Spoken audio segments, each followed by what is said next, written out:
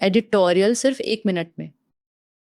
Industries के लिए green cover norms को कम करना ईज ऑफ डूइंग बिजनेस के नाम पर सेलिब्रेट किया जा रहा है, लेकिन ये सुविधा क्या लॉन्ग टर्म सस्टेनेबिलिटी की कीमत पर आ रही है?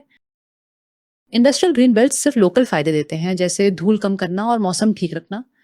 ये नुकसान कम करते हैं, पर जमीन के कन्वर्जन से हुए बड़े इकोलॉजिकल लॉस की भरपाई नहीं कर सकते। दूसरे देशों के कम ग्रीन एरिया रेशियो का हवाला देना गुमराह करने जैसा है।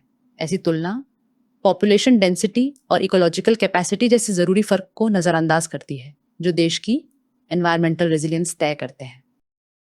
एक बैलेंस स्ट्रैटेजी इंडस्ट्रियल ग्रोथ को लैंडस्केप लेवल ग्रीनिंग के साथ जोड़ती है। ये प्लॉट लेवल जरूरतों से आगे बढ़कर ऑन साइट मिटिगेशन को ऑफ साइट इकोलॉजिकल रिन्यूअल के कमिटमेंट से जोड़ती है। एक 2 टियर्ड स्ट्रैटेजी सुझाई गई है, जिसमें ऑन साइट मिटिगेशन के साथ साथ ऑफ साइट रेस्टोरेशन भी अनिवार्य हो। इंडस्ट्रीज रीजनल ग्रीन रिजर्व्स बनाने या डिग्रेडेड लैंड्स को रिस्टोर करने में मदद कर सकती हैं।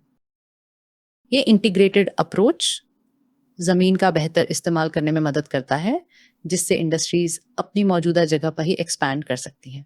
इससे नए ग्रीन फील्ड प्रोजेक्ट्स की जरूरत कम होती है और हैबिटेट लॉस रुकता है। नेचर बेस्ड सॉल्यूशंस का असली मतलब फैक्ट्री के अंदर सजावटी ग्रीनरी नहीं, बल्कि बाहर के नेचुरल सिस्टम्स को रिस्टोर करना है। इससे इकोनॉमिक डेवलपमेंट और इकोलॉजिकल रिन्यूअल के बीच एक बेहतरीन तालमेल बनता है। इंडस्ट्रीज को सिर्फ रेगुलेट करने वाली संस्था नहीं, बल्कि एनवायरमेंटल स्टूवर्डशिप में पार्टनर्स के रूप में देखना चाहिए। ऑन साइट ग्रीन कवर में थोड़ी छूट देकर उसे कंपेंसेटरी ड्यूटी से बैलेंस करके उन्हें ये नई भूमिका दी जा सकती है।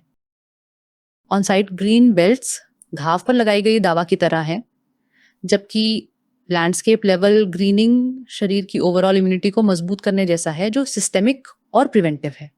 दोनों ही बेहद जरूरी हैं। इंडस्ट्रियल सस्टेनेबिलिटी का भविष्य फैक्ट्री के अंदर लगे पेड़ों से नहीं, बल्कि इस बात से तय होगा कि इंडस्ट्रीज आसपास के लैंडस्केप्स की सेहत में कितनी गहरी जड़ें जमाती हैं, ताकि ग्रोथ और नेचर साथ साथ बढ़ें।